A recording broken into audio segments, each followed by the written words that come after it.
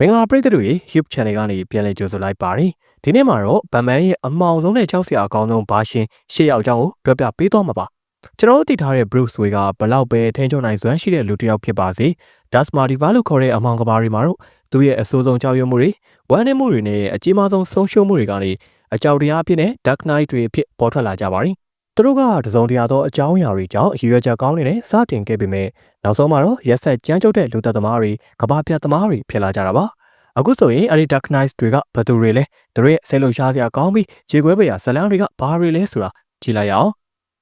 Red Death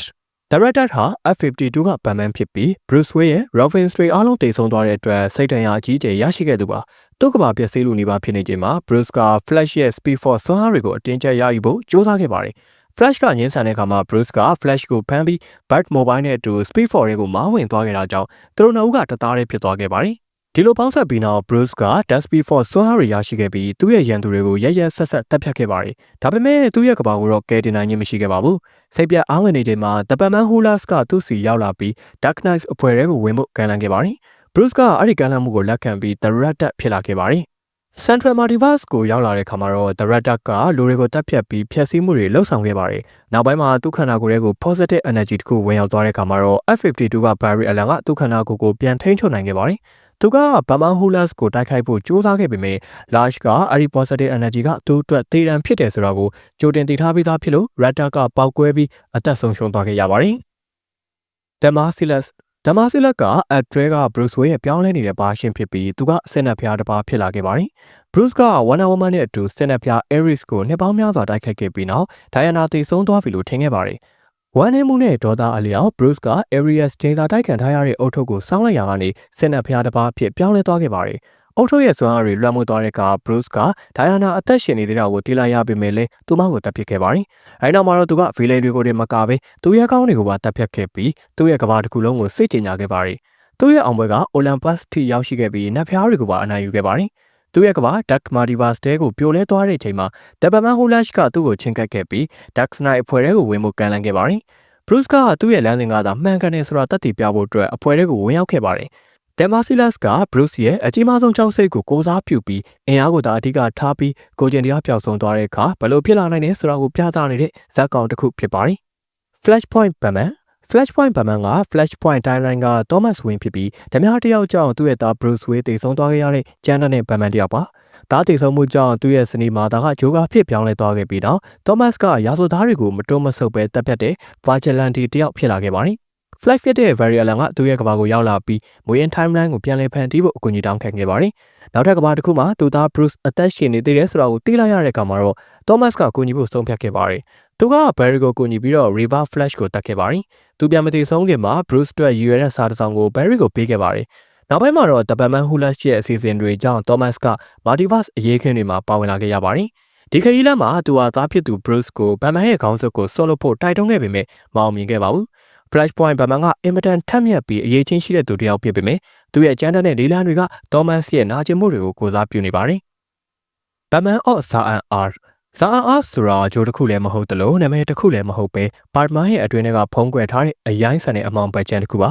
ဒီဇလန်ကထေလန်နိုဆိုတဲ့ဂျိုသားသိပ္ပံပညာရှင်တစ်ယောက်ကဗန်မန်ကိုစံပြပုတ်ကိုဖြစ်ထားပြီးသူ့ရဲ့ကဘာရဲ့ဗန်မန်ဖြစ်လာတဲ့နေရာကနေစတင်ခဲ့ပါတယ်ထေလန်နိုရဲ့ကဘာမှာဗန်မန်ကစူပါမန်ရဲ့စွမ်းအားတွေလိုပဲစွမ်းအားတွေကိုပိုင်ဆိုင်ထားပြီးသူတို့နှစ်ယောက်ကအရာမကျူးကျော်ရေးစက်ရုပ်တွေကိုအတူတူတိုက်ခိုက်ခဲ့ကြပါတယ်သူတို့အောင်ပွဲခံပြီးတဲ့နောက်မှာတော့ဒေလန်နိုက Bat Radio ဆိုတဲ့လက်နက်တွေကိုဖျက်ဆီးပစ်နိုင်တဲ့ career ကို Bruce ကိုပေးခဲ့ပြီး Art ကိုပြန်လည်ပို့ဆောင်ပေးခဲ့ပါတယ်။ဒါပေမဲ့ Art မှာတော့ Zaan Art ဆိုတာလုံးဝကိုကွဲပြားတဲ့အရာတစ်ခုပါ။ဒါကရိုးရိုးစကားလုံးတစ်ခုမဟုတ်ပဲစိတ်နေစိတ်ထားတစ်ခုလည်းဖြစ်ပါတယ်။လွန်ခဲ့တဲ့နှစ်ပေါင်းများစွာက Bruce ရဲ့စိတ်ထဲမှာဒေါက်တာ Simon Hart ကစိတ်ပိုင်းဆိုင်ရာစံတမှုတစ်ခုအတွင်းမှာ trigger တစ်ခုကိုမသိလိုက်ပဲထည့်သွင်းထားခဲ့ပါတယ်။ Bruce ရဲ့စိတ်သက်ကြဆုံးသွားတဲ့အခါတိုင်းမှာ Batman of Zaanပြန်လည်နှုတ်ထလာပြီး Bruce Wayne ရဲ့ထိန်းချုပ်မှုမရှိတဲ့ကျန်တဲ့ Batman ဘာရှင်တစ်ခုဖြစ်ပါတယ်။သူ့ကို Batman ရဲ့မူရင်းမထိန်းချုပ်နိုင်တဲ့မာဂျိုရီလွတ်လပ်တဲ့ဘာရှင်လို့လည်းယူဆနိုင်ပါတယ်။ဒေါက်တာ Hart နဲ့ Black Globe တို့က Bruce ကိုနှိပ်စက်တဲ့အခါမှာဒီအရာကိုအသက်ဝင်စေခဲ့ပါတယ်။မူရင်းနေတဲ့အချိန်မှာ Bruce ကဂေါ်တန်မှာလမ်းလျှောက်နေခဲ့ပြီးပုံမှန်သူ့ရဲ့အနက်ရောင်ဝတ်စုံနဲ့စန့်ကျင်ဘက်ဖြစ်တဲ့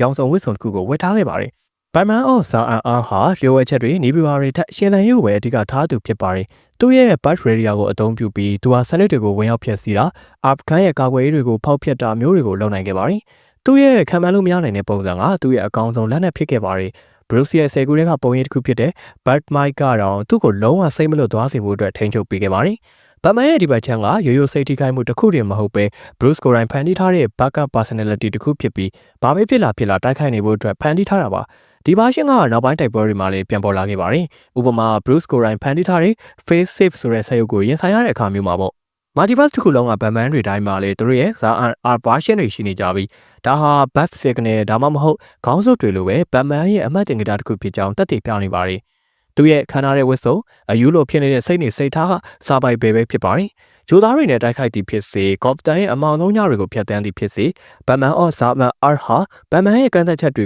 လည်းကန့်သက်ချက်မရှိဘူးဆိုတာကိုသက်သေပြနေခဲ့ပါတယ်။ Allman လို့လူသိများတဲ့ Thomas Wayne Jr. က F3 က Bruce Wayne အကူဖြစ်ပါတယ်။ Thomas Wayne Jr. ဆိုတာ Wayne ရဲ့အကူကြီးဖြစ်ပြီးတော့တခြား Multiverse တွေမှာတော့ခလေးဘွားတွေကတည်ဆုံသွားခဲ့သူဖြစ်ပုံဖော်ထားပါတယ်။ညီဖြစ်သူ Bruce နဲ့အမေတို့တည်ဆုံခဲ့ပြီးနောက်သူကရာဇဝတ်သား Joe နဲ့အတူထွက်ပြေးသွားခဲ့ရာကနေကော်ပတန်ရဲ့ကြမ်းတမ်းတဲ့အုပ်စိုးရှင်တူဖြစ်လာခဲ့ပါတယ်။ဗတ်မန်ကလက်စားချေဖို့ကြိုးစားခဲ့ပေမဲ့အော်မန်ကသူ့ရဲ့ထက်မြက်တဲ့ဉာဏ်ရည်နဲ့စိတ်ဓာတ်ကိုမြင့်တင်ပေးတဲ့မိုးရစ်ဆေးဝါးတွေကိုတုံးဆွဲပြီးပုံမရက်ဆက်တဲ့နေပြူဟာဆရာတယောက်ဖြစ်လာခဲ့ပါတယ်။သူက Crime Syndicate of America ရဲ့အုံနောက်ဖြစ်လာပြီး Ultraman ရဲ့ခေါင်းဆောင်မှုနဲ့မကြာခဏဆိုသလိုပဋိပက္ခဖြစ်ခဲ့ပါတယ်။ Allman ရဲ့ကြမ်းတမ်းတဲ့လုပ်ရက်တွေကိုတွန်းအားပေးနေတာကတော့သူ့အဖေဖြစ်သူ Thomas Wayne Sr. အပေါ်နက်နေတဲ့မုန်းတီစိတ်ကြောင့်ဖြစ်ပါတယ်။ဒီမုန်းတီစိတ်ကပဲသူ့ရဲ့ဘဝလမ်းကြောင်းကိုပုံဖော်ပေးခဲ့တာပါ။ Allman ကကြောက်စရာကောင်းတဲ့လူတစ်ယောက်ဖြစ်ပေမဲ့သူ့အတွင်းထဲမှာတော့စိတ်တန်ရာရနေတဲ့လူတစ်ယောက်ရဲ့အစိပ်ပိုင်းတွေရှိနေခဲ့ပါတယ်။ The Devastator က Superman က Lois Lane ကိုတပ်ပြီးလူဆိုးဖြစ်လာတယ်။ Iron Man က Bruce Wayne ဖြစ်ပါတယ်။သူ့တငယ်ချင်းကိုတားဆီးဖို့အတွက် Bruce ကသူ့ကိုယ်သူပြုပြင်ထားတဲ့ Doomsday Virus ကိုထိုးသွင်းပြီးဗတ်မန်ရဲ့ဉာဏ်ရည်နဲ့ Doomsday ရဲ့မတားဆီးနိုင်တဲ့စွမ်းအားတွေပေါင်းစပ်ထားတဲ့တတော်တစ်ကောင်ဖြစ်ပြောင်းလဲသွားခဲ့ပါတယ်။သူက Superman ကိုနိုင်ယူနိုင်ခဲ့ပေမဲ့ Virus ကကမ္ဘာပေါ်ကလူတွေကိုပါ Monster တွေဖြစ်ပြောင်းလဲစေခဲ့ပြီးကမ္ဘာတစ်ခုလုံးပျက်စီးသွားခဲ့ပါတယ်။သူကမ္ဘာပျက်စီးနေချိန်မှာ The Batman Who Laughs ကသူ့ကို Dark Knight အဖွဲ့တွေကိုဝင်ဖို့ကမ်းလှမ်းခဲ့တာ Bruce ကလက်ခံခဲ့ပြီး The Devastator ဖြစ်လာခဲ့ပါတယ်။သူက DC Multiverse ကိုရောက်လာပြီး Metropolis မှာဖျက်ဆီးမှုတွေလုပ်ဆောင်ခဲ့ပါတယ်။သူရဲ့စွမ်းအားတွေကအင်မတန်ဖျက်ဆီးနိုင်ပြီး Kryptonite အစိမ့်ငွေတွေနဲ့ Doomsday Virus ကိုပါအသုံးပြုနိုင်ပါတယ်။ The Devastator က Batman ရဲ့အကြီးမားဆုံးကြောက်စိတ်တစ်ခုဖြစ်တဲ့တငယ်ချင်းသစ္စာဖောက်ခံရမှာကိုကြောက်ရွံ့တဲ့စိတ်ကိုစားပြုတဲ့ဇာတ်ကောင်တစ်ခုဖြစ်ပါတယ်။ The Batman Who Laughs က F22 က Batman ဖြစ်ပြီး Joker ရဲ့နောက်ဆုံးအစီအစဉ်ကြောင့်ဖြစ်ပေါ်လာတဲ့ဇာတ်ကောင်ပါ။ Joker ကသူ့ရဲ့ခန္ဓာကိုယ်တွေကဓာတုပစ္စည်းတွေကြောင့်တေဆုံးတော့မယ်ဆိုတာသိလိုက်ရချိန်မှာ Batman ရဲ့မိဘတွေတေဆုံးခဲ့တဲ့နေရာမှာအပြစ်မဲ့တဲ့ဇုံထဲတွဲကိုတပ်ပစ်ခဲ့ပါတယ်။ဒါကိုမြင်ပြီးတော့ဒေါသအလွန်ကျွံထွက်သွားတဲ့ Batman က Joker ရဲ့လေပင်ကိုရိုက်ချိုးပြီးတပ်ပစ်လိုက်ပါတယ်။ဒါပေမဲ့ Joker ရဲ့ခန္ဓာကိုယ်တွေကနေထွက်လာတဲ့အစိတ်တန်းငွေက Batman ကိုကူးဆက်သွားခဲ့ပါတယ်။ဒီအစိတ်ကြောင့် Batman ရဲ့ဉာဏ်ရည်နဲ့ Joker ရဲ့ယူသွမှုတွေပေါင်းဆက်သွားခဲ့ပြီး The Batman Who Laughs အဖြစ်ပြောင်းလဲသွားခဲ့ပါတယ်။သူက Justice League နဲ့ Hero တွေအကုန်လုံးကိုလည်းတပ်ပစ်ခဲ့ပါတယ်။သူ့ရဲ့ကမ္ဘာကိုဖျက်ဆီးပြီး Joker Rise ဖြစ်နေတဲ့ကလေးတွေကိုခေါ်ဆောင်က Dark Knight အဖွဲ့ကိုတည်ထောင်ခဲ့ပါတယ်။သူရဲ့ရည်ရွယ်ချက်ကတော့ Multiverse တစ်ခုလုံးကိုအမောင်နဲ့ရအောင်လုပ်ပစ်ဖို့ပဲဖြစ်ပါတယ်။ The Batman Who Laughs ဟာဗတ်မန်ကိုအစွမ်းကုန်ချိုးဖျက်ပြီး Nightmare တစ်ခုဖြစ်ပြောင်းလဲပစ်ခဲ့တဲ့ကြောက်စရာအကောင်းဆုံးချိန်ချောက်မှုပဲဖြစ်ပါတယ်။တို့ကြောင့်တော့ကျွန်တော်တို့ရှေ့ကဗီဒီယိုမှာတင်ပေးထားပါတယ်။မကြည့်ရသေးရင် channel ထဲမှာရှာကြည့်လို့ရပါတယ်။ Bart Manhattan က Das Multiverse က Bruce Wayne ဖြစ်ပြီးဒေါက်တာ Manhattan ရဲ့စွမ်းအားတွေရရှိထားတဲ့ဘာရှင်ပါ The Batman Who Laughs ရဲ့ပရိရဲ့ကြောင့်စွမ်းရည်ဆက်တဲ့မှာသူရဲ့ခန္ဓာကိုယ်ပျက်စီးသွားခဲ့ပေမဲ့လည်းပြန်လည်စုသွင်းနိုင်ခဲ့ပြီးတော့နတ်ဖျားလိုစွမ်းအားတွေရလာခဲ့ပါတယ်။ဒါပေမဲ့ The Batman Who Laughs ကသူ့ရဲ့အုံနောက်ကိုဖျက်တောက်ပြီးသူ့ကိုလိုတလိုခိုင်းစေလို့ရတဲ့လက်နက်တစ်ခုဖြစ်ပြောင်းလဲပစ်ခဲ့ပါတယ်။နောက်ပိုင်းမှာ Dark Knight တွေက Bruce ရဲ့စိတ်နေရာမှာ The Batman Who Laughs ရဲ့စိတ်ကိုအစားထိုးလိုက်လို့ Bart Manhattan ကအဆုံးမရှိတဲ့စွမ်းအားတွေနဲ့ကြမ်းတမ်းတဲ့လူတစ်ယောက်ဖြစ်လာပါတယ်။သူကဘာမှမရှိတဲ့နေရာကနေသူ့ကိုယ်သူပြန်ဖန်တီးနိုင်ပြီးရန်သူတွေကိုဖျက်ဆီးနိုင်ပါတယ်။ဒါပေမဲ့သူ့ရဲ့စိတ်ကဖျက်တောက်ခံရတဲ့အတွက်အမြဲတမ်းရုပ်သေးရုပ်လိုပဲအခြားသူတွေရဲ့အမိန့်ကိုလိုက်နာနေရပါတယ်။သူ့ရဲ့နဖူးက Hydrogen Atom အမှတ်သားကဒေါက်တာ Manhattan ရဲ့ legacy ကိုလှောင်ပြောင်နေတယ်လို့ဖြစ်နေပြီးပျက်စီးသွားတဲ့စိတ်နဲ့အတူဖျက်ဆီးနိုင်တဲ့လက်နက်တစ်ခုဖြစ်ပြောင်းလဲသွားခဲ့ရပါတယ်။ Dark Multiverse ကဗတ်မန်တွေကဗတ်မန်ရဲ့အကောင်းဆုံးနဲ့အဆိုးဆုံးစွမ်းရည်တွေကိုရောနှောထားတဲ့ဇာတ်ကောင်တွေဖြစ်ပါတယ်။သူတို့ရဲ့ဇာတ်လမ်းတွေကကျွန်တော်တို့တည်ထားတဲ့ဗတ်မန်ရဲ့အခြေခံမူတွေယုံကြည်ချက်တွေနဲ့ဘယ်လိုပဲကွဲပြားနေပါစေ။သူတို့အားလုံးကနာကျင်မှုဆုံးရှုံးမှုနဲ့